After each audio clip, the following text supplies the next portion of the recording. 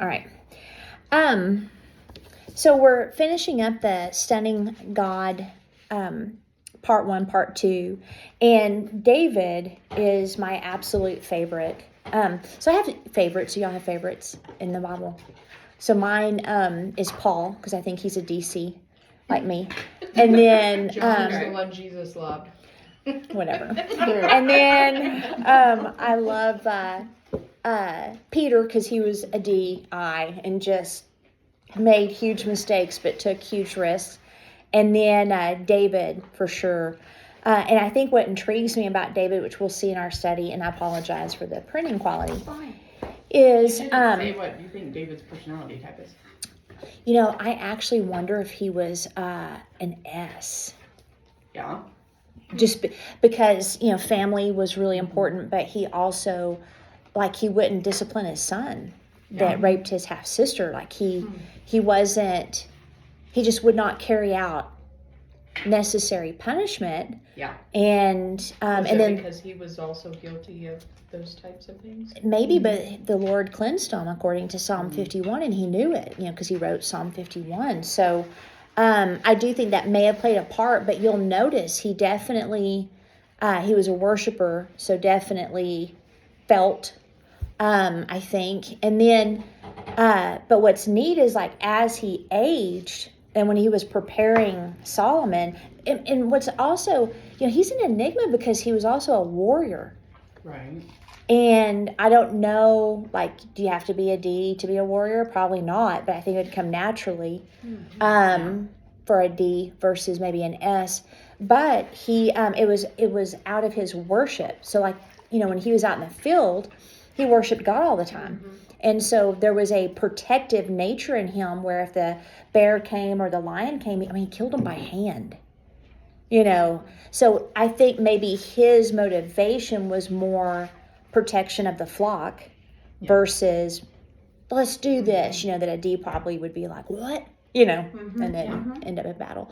The other thing is that I think maybe he was SC, but he learned some D was when he was getting Solomon ready, he basically said, whoever becomes your enemy, kill him. And so he had a high justice. Like, remember loyalty. Yeah, the guy that came to say, I killed Saul. Oh, you did you? You know, executed him. I mean, he just, I don't know. What do you think? Well, I'm just thinking, remember when we kind of talked about being one personality in work versus home? And, maybe with his family he was one. And it could be. It could be. That's how Rick Justice is. He's a high C, so a CS. At home, he's an S. Mm-hmm. When he's working, he's a D. Yeah. But that was learned from his father-in-law, who's a pure D. Right. So, yeah, that's interesting. But I love David. I love the fact that he ruled out of love for God. I love the fact that, you know, everybody else forgot him. You know, it's like, do you have another son? I mean, none of these sons are, you know, the king. What's an S again? I forgot what that one was. So the S is very stable. They're accepting, nurturing, diplomatic, tactful. They're 68% of the population. They're like the salt of the earth. Which is so funny how many D's we have in here. There's like 4 D's. And Linez is a D. And so that would be their polar opposite. So anything that a D's not, that's an S. Like nice, patient, Speak for yourself, sensitive. But so, you know, we've all heard the phrase that King David was a man after God's own heart. Have you ever wondered, like, what in particular that means? Like, what do you think it means for him being a man after God's own heart? Like, what comes to your mind? I always think that means someone who's wanting to please God. Okay. Somebody who's close to God. Mm-hmm. The first thing that comes to my head is, like, righteous. Okay. Which I don't know if that's really true, because I don't know if anyone was, like, really... Well, righteousness is based on faith, always has been. Okay. Even in the Old Testament. So, yeah, he had a lot of faith. Okay. What about you guys? What do y'all think? I think it's, to me, it may be wrong, hopeful. I think God really loved David. Mm-hmm. He loves us all, but to me, I find great hope in that because David was not a stellar person. Right. In so many, he was just a person. He would have Who served is? prison We all- time today. Yeah. You know, I mean, he would have been thrown in jail Yes, for there's- having, he you know, had Bathsheba's husband killed. multiple things. Do you know what Mhm. I'm saying? And yet he still had God's heart. God still showed him favor. One thing that's And- fascinating is there was a year between when he had her husband killed till he repented. So during that entire year, did he like did being king get to his head? You know, I always thought it was someone that was after God's heart, meaning he had his heart and his mind on things, which I do think that plays a role. But I also think it was pursuit. A man after my heart, like that's what he was always after. pursuing God. I like He Yeah. always wanted God, and no matter what, he talked to God. Yeah. I'm mad. I'm talking Yeah. to you. I'm happy. Very I'm talking honest. To you. I'm very, and I think God wants that. 100%. If whatever it is, bring it to him, and then your will. Yeah. Thank You you, know, the Father. image that I always have is Mary and Martha, but Mary sitting at the feet of Jesus. Mm-hmm. And I always think that, you know, we all mess up in a lot of different ways, but I always want to be at the feet of Jesus starting every morning. Yeah. You know, so no matter what happened I the always day feel sorry for before. Martha. Okay. Mm. These people are going to be hungry, and then who's going to see? I've always, isn't that terrible? And I've always been I'm like, just I want to saying. be like Mary. I want to be like Mary, but I tend to be a Martha. Grab you some lunch. I've We got just lots of got tears. started. Okay. Hello. So did you not see the text messages? No. Okay. It's okay. It's Sometimes okay. group messages just like Yeah. shut down. I haven't gotten any group message. Oh, you haven't? That's so. I need to verify your number because I've got you in there. Spencer's, so I thought you just. Oh, that means you were texting the office. Oh, there you go. Okay. I'll add because the number I personally text you goes right to you, right? When I personally text you? Yeah. Okay. So maybe you have the That's office what it number in is. along with my phone. And so I bet you were texting the office. And I got there and I was like, And I'm like, why? I'm Yeah. like, why is Inez not? Why doesn't she know where we're at? Like I was trying to figure out. We've been talking about it. So there's food in there, and I'll show you. There's waters. There's bottles. now one of the things that I've been challenged in as well is so I've always taught that Saul was a premature king, meaning that he wasn't ever supposed to be king. The people demanded him, that it was actually David who was always God's plan. But then we have here in Samuel, so I may be wrong in that assessment. I know, I like to confess when I'm wrong. And I'm curious if you guys agree, but here in 1 Samuel, it says, "And Samuel said to Saul, you have done foolishly, you have not kept the commandment of the Lord your God, which he commanded you, for now the Lord would have established your kingdom over Israel forever. But now your kingdom shall not continue, and the Lord has sought for himself a man after his own heart, and the Lord has commanded him to be commander over his people, because you've not kept what the Lord commanded you." So, I mean, it sounds like Saul could have been, his lineage could have been, king forever. So I might have, been incorrect on that. So I just wanted to point that out. But what do you guys think? I mean, it sounds pretty straightforward to me. So, Saul was a man. See, a man after God's own heart. David was seeking, That's or what God I was mean. seeking that. Mm-hmm. I always see it more as God's favor on David instead of David seeking God. I mean, it's both, but I've Well, always read it like David has, obviously he was anointed, God's favor. yes, He was, 100% he had his favor. And that's, I believe, because of David's love. So like the last studying God, we learned that faith is a prerequisite for favor. So people that operate in faith, they have the favor of God. Here we're going to see how David got it. And the thing is with Saul, and this will kill favor faster than anything, is people pleasing. So the reason Saul, like if you look at it in just a little bit of history, Saul came from the tribe of Benjamin. And the tribe of Benjamin, they had a lot of shame on their tribe because that weird story in Judges where the Levite was traveling through the tribe of Benjamin's territory, and the elder gentleman said, hey, you need to stay with me. It's not safe. And so him and his concubine are at his house, and then men of Benjamin come and they want him to turn this man over so they can rape him, basically. So it's not just a Sodom and Gomorrah type situation. It's we want to forcibly rape this man, so it takes it to another level. And of course, hospitality was a huge deal back then. And they're like, no, but let's hand the woman over, right? So they hand the concubine over. They rape her all night to death. She makes it to the doorstep where she dies.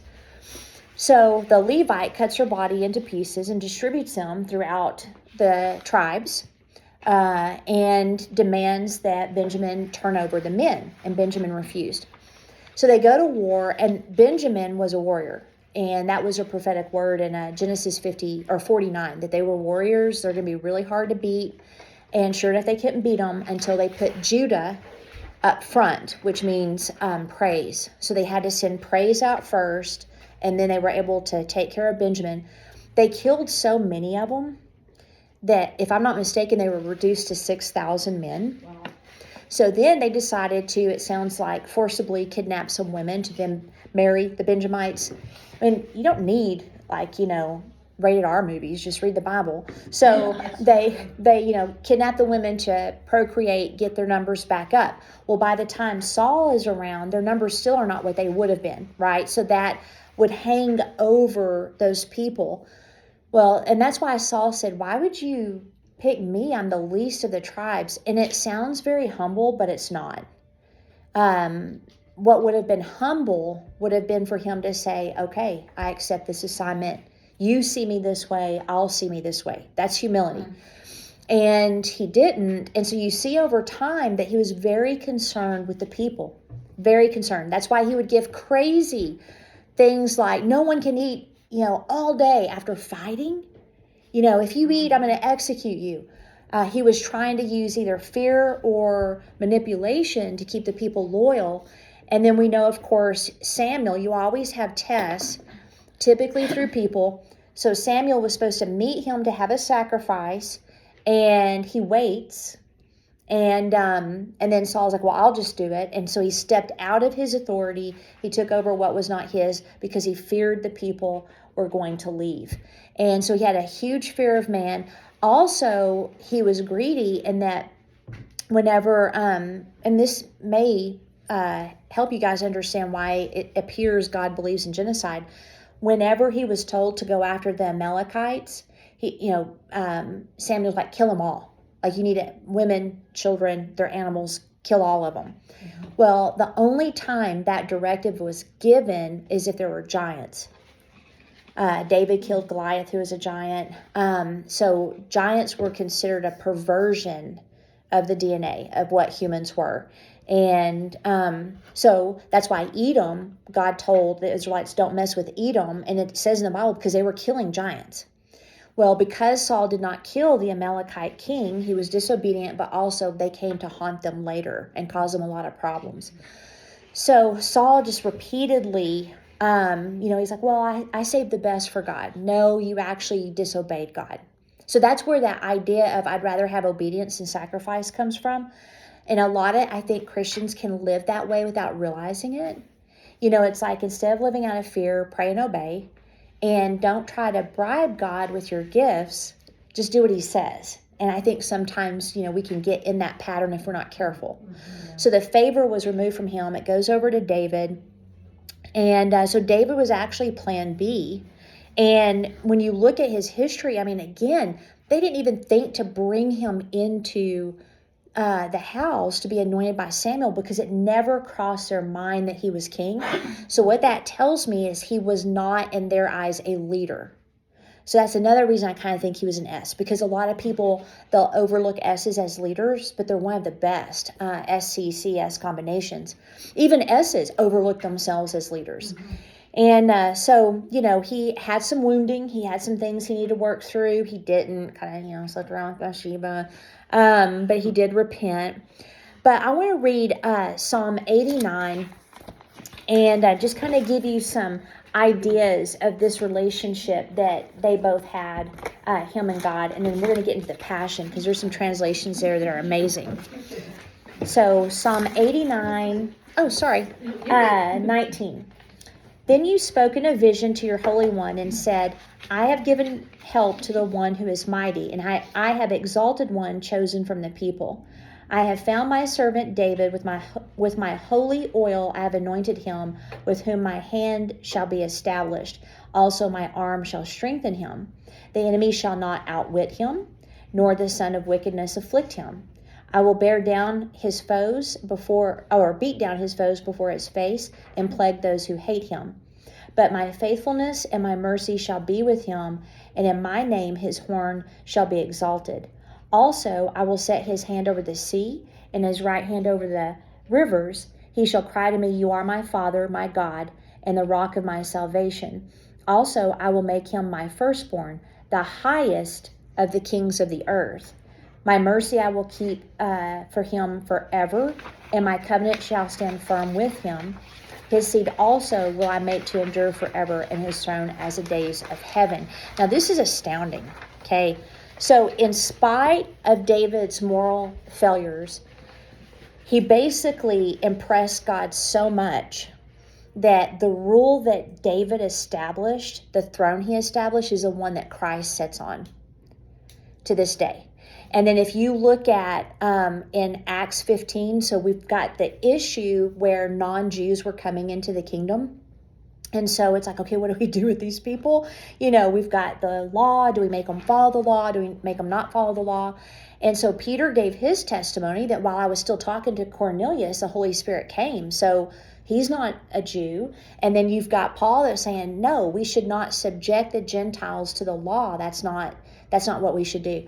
So they left it to a few things, but one of the interesting things that was is astounding is, I believe it was James said that the scriptures say, I will rebuild the tabernacle of David. So not anybody else.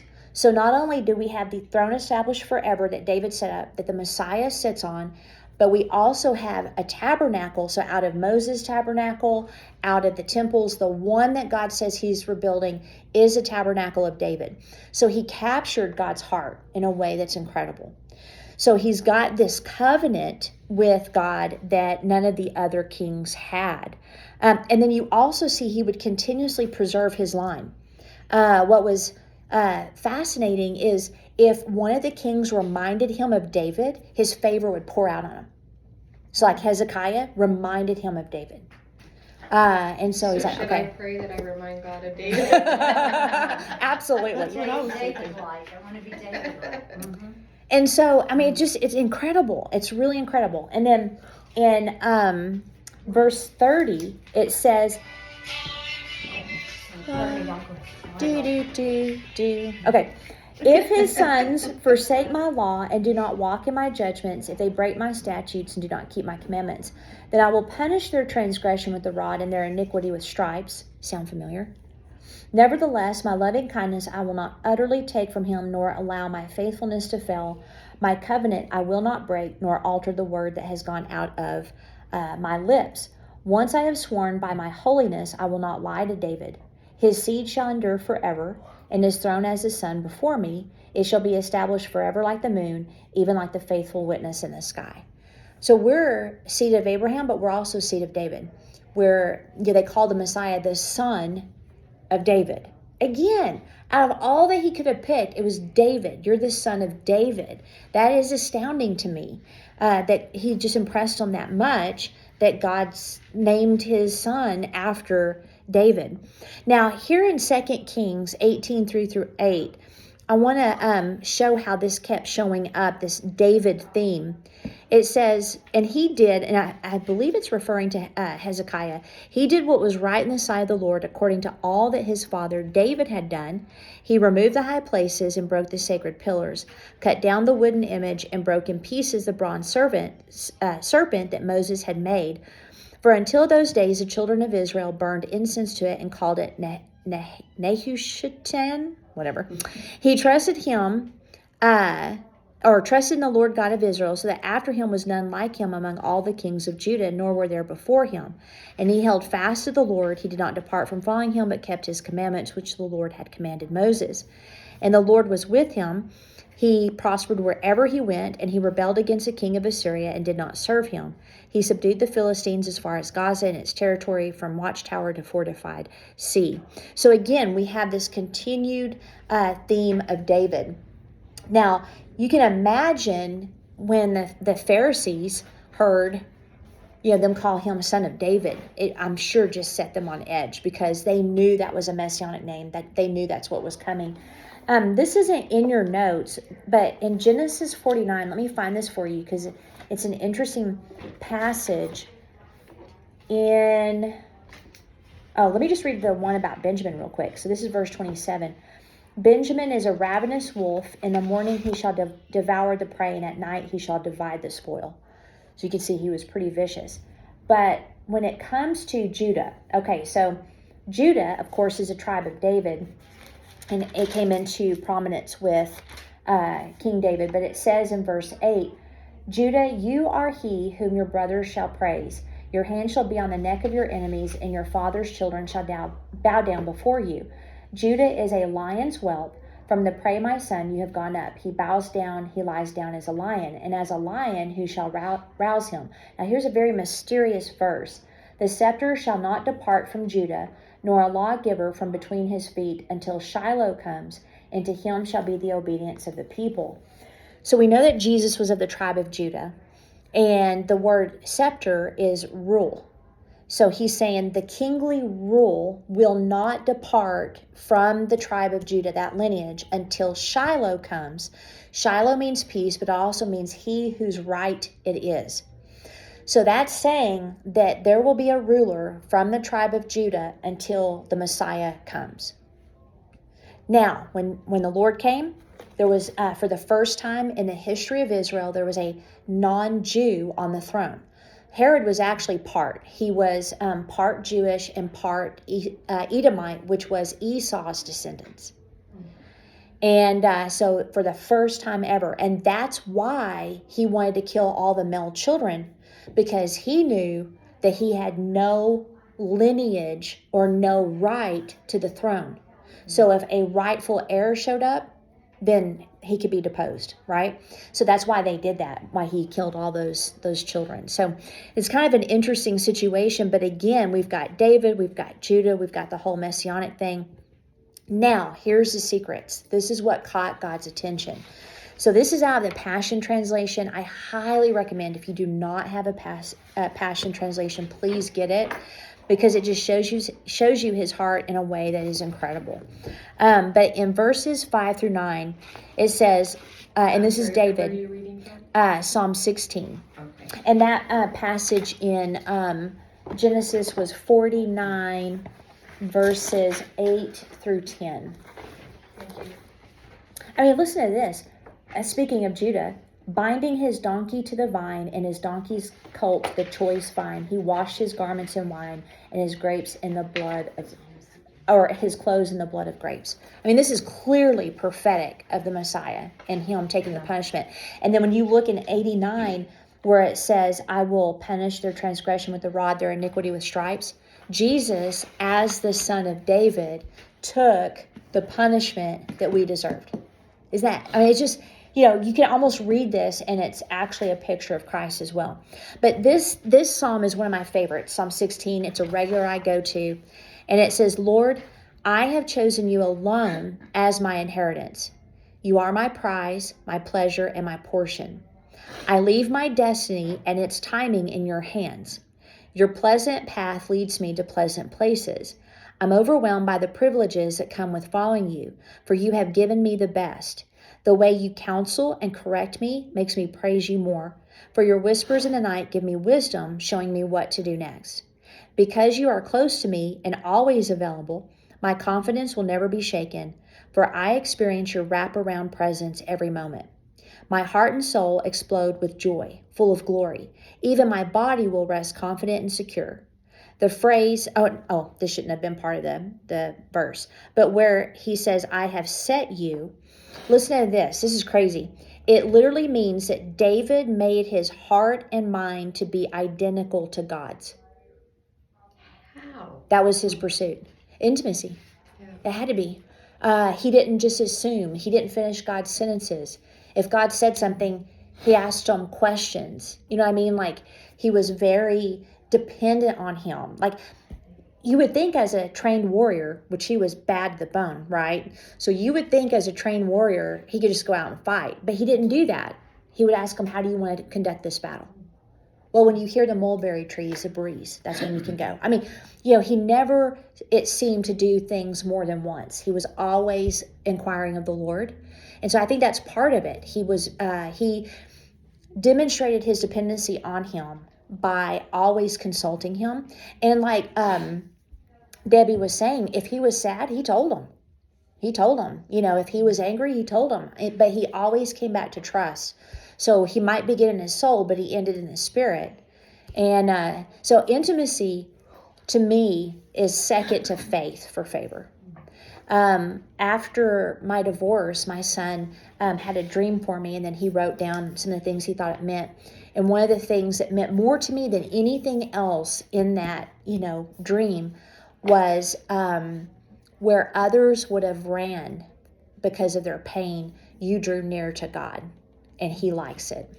So that, That makes me want to cry. yeah, well, I did. And I'm like, wow, because a lot of times when we're in pain, you're just so numb, or you're so frenzied, you don't know where to go. So that is what we're looking for, is that thing where no matter what happens, whether it's good times or bad times, which it's actually easier to draw apart in the good times if we're not careful.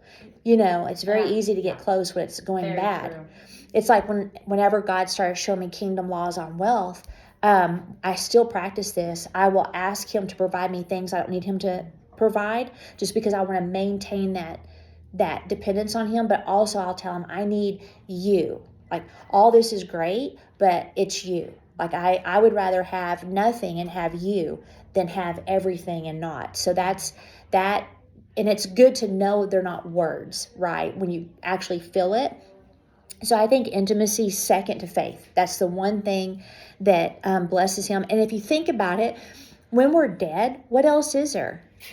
We're going to be in heaven. We're not going to teach anymore. Hey. Hi. Hey. Come on in. Grab you a chair. Can you just come and hand this to her? Here, you sit right here. Good sandwiches. It's delicious. Let me show her. No, keep it here. Okay, so he had a heart and mind identical to God's. This could also say, I have determined in my heart to be identical with the mind and heart of God, and I will not let my resolve be weakened. Isn't that crazy? I love this psalm here. I'm going to read this every morning. Yeah. Isn't that amazing? Yeah, it's really And good. the passion. Powerful. Yeah, it's very powerful. And there's lessons in there. Like if you look at, I have chosen you alone as my inheritance, that brought favor. You're just And then the way he talks to him, you're my prize, my pleasure, my portion. Another idea of favor is he leaves his destiny and timing in his hands. Like there's principles of favor in here that you can pick out. I'm overwhelmed by the privileges that come with following you. Yeah, yeah. And this is from the age of 15. He had to live in caves. My daughter-in-law, she had a friend that, and I think I might have talked about this before. She was wounded by the church. And so she, I don't want to go to church. I don't want to, whatever, because they're hypocrites and blah. We've all heard the things. And she put her hand up and said, I have to stop you because my mother-in-law went through hell with her church and she loves Jesus. Yeah. So you can't put the two together, and so that's what we have to have this needs to be built in. That way, when disappointing things happen, we don't blame God. We don't blame him for allowing it, or we don't blame him for not acting. We know he's good. So our timing, our destiny, it's in his hands. We don't have to worry about it, right? But these types of things right here, when he says the privileges of, following you, he lived in a cave for 15 years and his, father-in-law was trying to kill him. You know what I mean? So, but that was so separate from his relationship with God. How did that happen? Well, he tended the sheep by himself all the time. And what do you have to do when you're tending sheep? You know, you don't have a phone to play games on back then. You know what I mean? So he sought God. And then this is another favorite of mine I put in here. Psalm 18:1 in the Passion. It says, Lord, I passionately love you and I'm bonded to you. I want to embrace you, for now you've become my power. So it can literally be translated, Lord, I just want to hug you. Is that not cool? So that's what the bonded means. So if you've ever had that, you know, like when you see your kiddo and you just want to, you know, squeeze them, it's the same thing. He would think about God. He's like, I could just hug you. I wish that you were here. I could just hug you. So that's the type of love he was experiencing, he was feeling. And then in Psalm 23 in the Passion, it says, Yahweh is my best friend and my shepherd. So again, this intimacy, the word shepherd, in the notes in the Passion, it says they tended to their flocks with deep love and were fierce protectors. So we were talking earlier about what personality we thought David was, and I think he was probably an S, even though he's a warrior. But I mean, it's coming out, right? He was definitely, if I dare say, a romantic when it come to his relationships with God and others. Another favorite here, Psalm 27, highly recommend. But verse 4, here's the one thing I crave from God, the one thing I seek above all else. I want the privilege of living with him every moment in his house, finding the sweet loveliness of his face filled with awe, delighting in his glory and grace. I want to live my life so close to him that he takes pleasure in my every prayer. He was so poetic. Oh my gosh. Yeah. And, you know, I think I told you guys that he had a scribe that would follow him. And 7 times a day, he would stop and write a song, just like a rapper. He would just come up with a song, and the scribe would record it. And because, you know, the book of Psalm, that was their songbook. That was Israel's national songbook. That makes sense why he wrote so Yeah. prolifically. If Yeah. he had somebody following him around. Yeah, they would just write record it. down.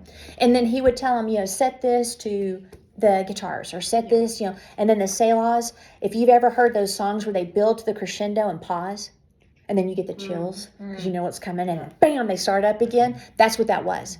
And he could literally play the name of God on the guitar. Mozart before Mozart he existed. he had a musical gift. Yeah, he did. He was a creative. He was a He was musician. a creative. Mm-hmm. A Well, romantic, a creative, yeah. Totally romantic. And, Mhm. you know, and on top of that, it's like, if you calculate, so more than likely he was a billionaire, but he was definitely multi hundreds of millions.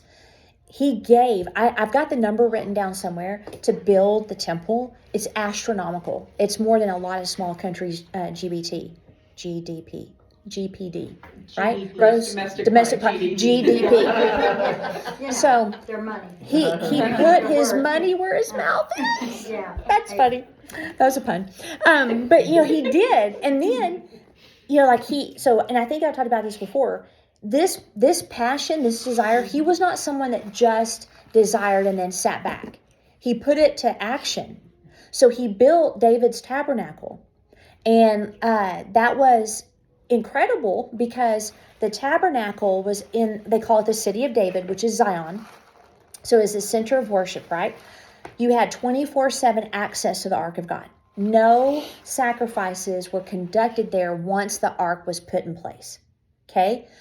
The one that had the sacrifices was 10 miles down in Gibeon.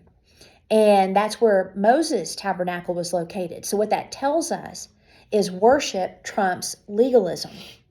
Worship, if you worship God, you will love him and you will love your neighbor as yourself. Therefore, you will not violate God's laws.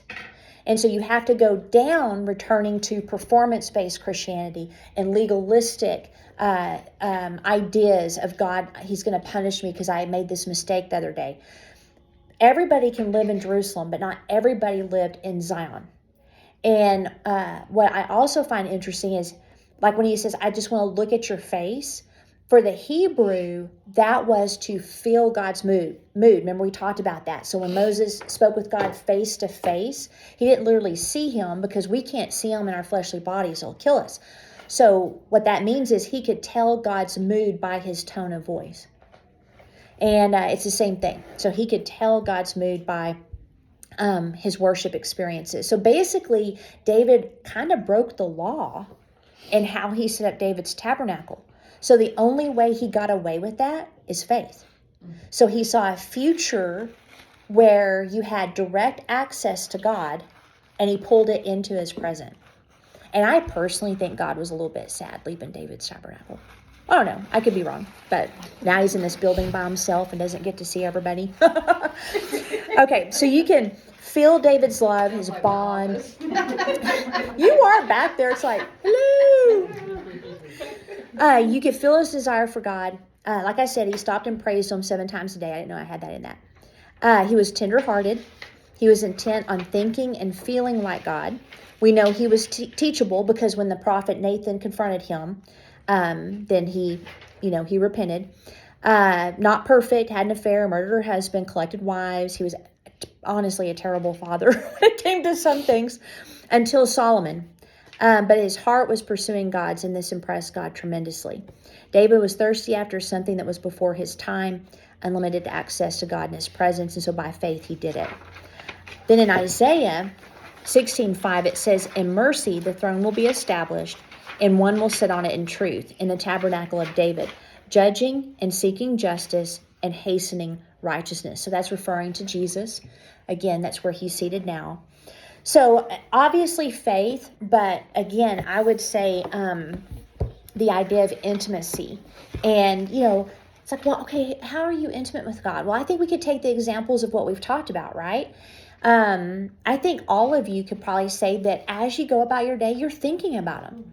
Like you may not be like, oh, I just love you, I just love you, I just love you as you're going about your day, but he's always there. Does that make sense? Like the decisions you make, how you interact with people, all of that, he's just there. And so it's very rare, I know for me, to not have him on my mind. Now, the only time maybe he's sometimes not on my mind is when I get fussy. But even then, he's like, straighten up, I think, like Debbie said, being brutally honest, we're not hiding anything from him. So you think, well, why do we need to tell him? Well, that'd be weird. Like, if your kids, you can recognize something might be going on with them, and then what is your immediate response?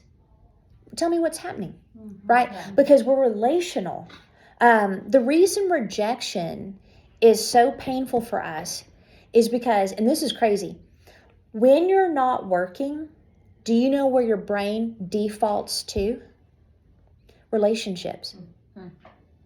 Do you know that? So when you're not distracted with work or other things, your brain will automatically default to relationships. Rejection is a threat to your survival to the brain. And so your rejection is a threat to your survival for the brain. So that's why rejection is so painful. And that's why like public speaking can terrify people, because they're no longer part of their tribe. They're set apart and they're in front of everybody. What if they get rejected? On top of that, rejection and physical pain are on the same neuro pathway. So you can take Tylenol and actually lessen the brunt of pain from rejection. Wow, that is crazy. Yeah. That's crazy. Yeah.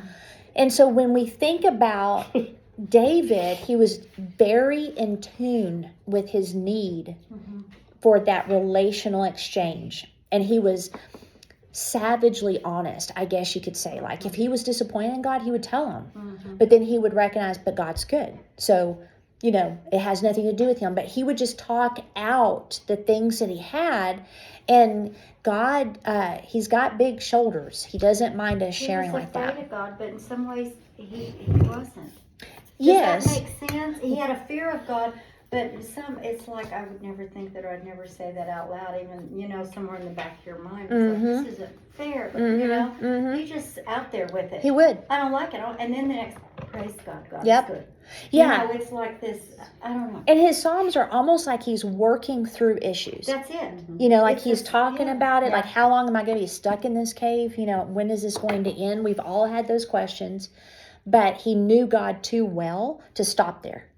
And we get grace in a certain measure. God knows how we process information and Yep. how we deal with things. I cringe when I hear people say things like, well, I just let God know what I thought about that. I think that we can share what's on our heart, but there should be an absolute awe.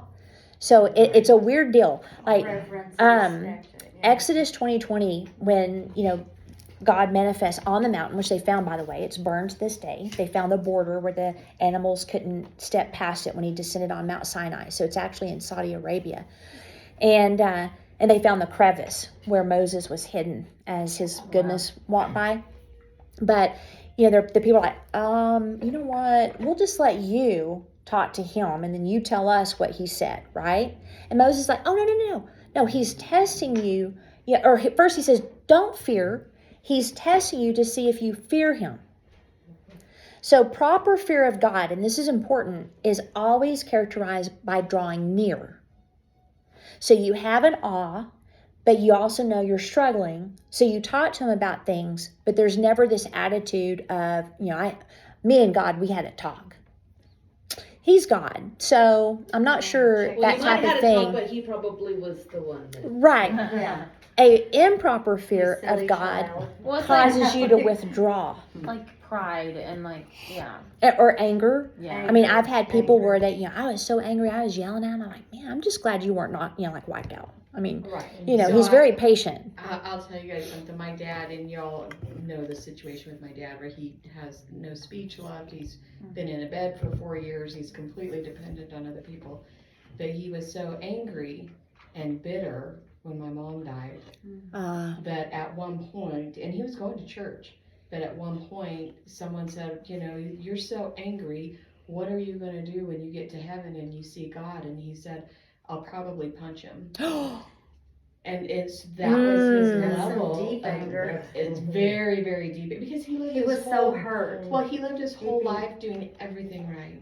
He did everything Performance. right his whole life. And now And he it is. was, I did all these things, and I lost my wife to this horrible cancer, and so everything that he worked for, he felt like was lost. And What was the point? what was What the did it gain point? me? And so there are times, and I've watched him through his illness over the last 4 years. Spiritually, he's different. Spiritually, I feel like had he died 4 years ago, I don't know if he would have went to heaven. I don't know. Now he would. Yeah. It's just a different. He's just different. But I think about that a lot, and I'm like, oh my gosh, when you say those kinds of things, Yeah. do you bring this kind of stuff onto yourself? I don't know. Well, and I think it's misplaced anger, right? Because, Jesus is plain. He said the enemy comes to steal, to kill, and destroy. God didn't send the cancer. He didn't even allow the cancer. The disconnect is often with us, unfortunately. So maybe we don't know our covenant right as well as we need to. Or God can give wisdom and, not just cancer, but like finances. People might end up in financial problems. Well, sometimes it's because everything was ripped out from under them. Other times it's bad decisions. Like there's so many things that can go on. But it's kind of like when your kids are upset, where do they target their anger? The parents. Yeah. And so that's kind of what we do with him. And it's an absence of knowing how good he was and probably how he wept over your dad's pain. You know what I mean? But that story, it just has such an important lesson. Sorry. But it does. It has such an important lesson because he didn't know God's goodness. And if he would have gone into his arms. So we can't blame God we can't blame God for the pain we have. He also doesn't mind us asking questions. And this is my practice. I always ask him, what is your perspective in this? I've got to know where he was, because I know he didn't send it. I know he didn't allow it. But where were you in it? Not in an accusatory way, but it'll give me, like perspective. So like when my marriage blew up, God he'd already started warning me something was wrong. So I knew that, I recognized that. But, you live, decades, and all of a sudden everything is no longer what you thought it would be. And so I asked him, what is your perspective in this? How do you view this? And that's when I read, I think it's Psalm 69, where it says, now is a season of favor. Oh, wow. That was the first, like when I was a caged animal in the hotel room because my whole world was gone. You know what I mean? And I'm like, I need your perspective. And he said Psalm 69. And that's what it said. And I'm like, wow, you know, and so God, I that's. need you to treat me like Sherri. But that's what we need to do, because he's so big. We're like, why didn't you stop this? Why didn't you fix this? But also the performance-based mentality. I did all these things right. So if I look, like the first time my husband had an affair, I was like, okay, I must not have been a good wife. I must have done this. I must have done that. But then the second time, I'm like, HE double hockey sticks no. I know I was the best wife. He'll tell you the same thing. The problem wasn't me. The problem was him, and I refused to take that on. Yeah. And so between those times, I learned God's goodness, and I learned who I was. And but I was also aware of like communication patterns, etc. But what shifted is I went from performance-based living to identity. And you can go to church your whole life and never know who you are, or never know who you are. And that is really hard. We live in a performance-based world. We do. Yeah, You do sure. this, you get this happen to you, Well, and blah, blah. In every aspect. And Yeah. to think of performance, though, but I connect that to you reap what you sow, right? And, So and that's I've not done all everything. bad. No, I've done Having said everything that, right. you know? You know, it's like saying, well, I've sown It's correctly. not all bad. But Why am the I reaping rest something of the I We want to verse- do the right thing. We want to try to do good. Yeah. We want to persevere. And so, again, that balance of that's. But the first part of the verse, though, is do not grow weary in well doing, right? Yeah.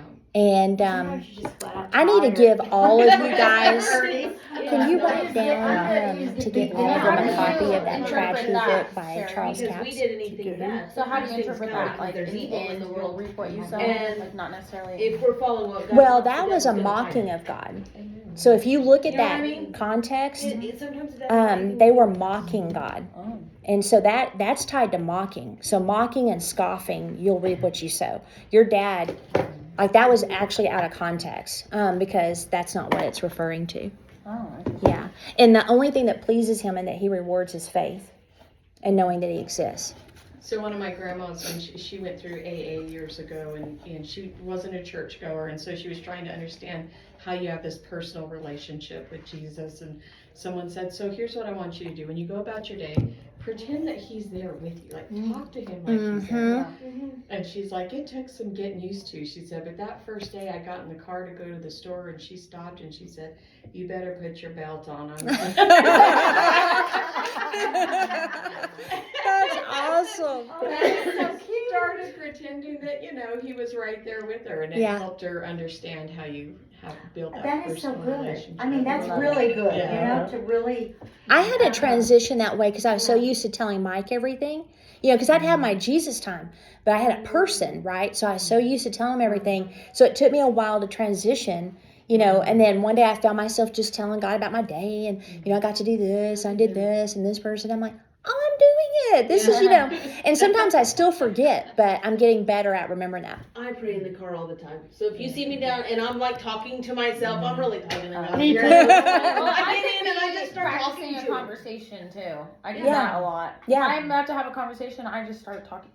Like when I was younger, I would just look in the mirror. If I had to like present something, I'd like. Yeah. So like, if you see me talking to myself, I might really be talking to myself. See, and I talk to myself too. It's okay. and I journal a lot, so I'll be right now. I need Oh, this yeah. and this and this. Okay, I do too. Go. Yep. I have a neat story that your grandma's story reminded me of. This is crazy. So there was this cop. It was in California, and it was a minister. He's passed away now. But he had just come, he was driving home from a meeting or back to his hotel. And he was like kind of on the high of the meeting, like prayer and worship and, fellowshipping. And I guess he ran a stop sign. Like he was so caught up in all that happened, he ran a stop sign. So he, the cop got him. He pulls over, and the cop has his hand on his gun right off the bat. And he says, "Where's the other guy?" And he's like, "How do I tell him, they might have seen, Jesus, right?" And he's like, "There's no other guy." He goes, "There is." And he's looking in the back seat, and he's trying to find the second person in the car. He's like, "Sir, you're not going to believe me if I tell you this." And he's like, "All I want to know is where the other guy is." And he said, "Well, I didn't know you could see him, but I was talking to Jesus." And the minute he said that, the guy just fell to the ground. Oh my God. He led him to the Lord right there. But he saw Wow. a second person in the car with him, and it was so real. Wow. that he was looking for him, and then he's like, I was talking to Jesus, you know, like, and he didn't see him, you know, he didn't see him, Yeah. but the guy did. Is that not nuts? That's the best That's story great. ever. I love that. Yeah. I love that. But that's what he needed to see to believe. Yeah. That makes it, that God's Yes. kindness, you know, a Yes. doubting Thomas, Yeah. you know, and then he gave him what he needed so he believed. So it was really cool. But anything else? Sherri, So I just good. have a request. Okay.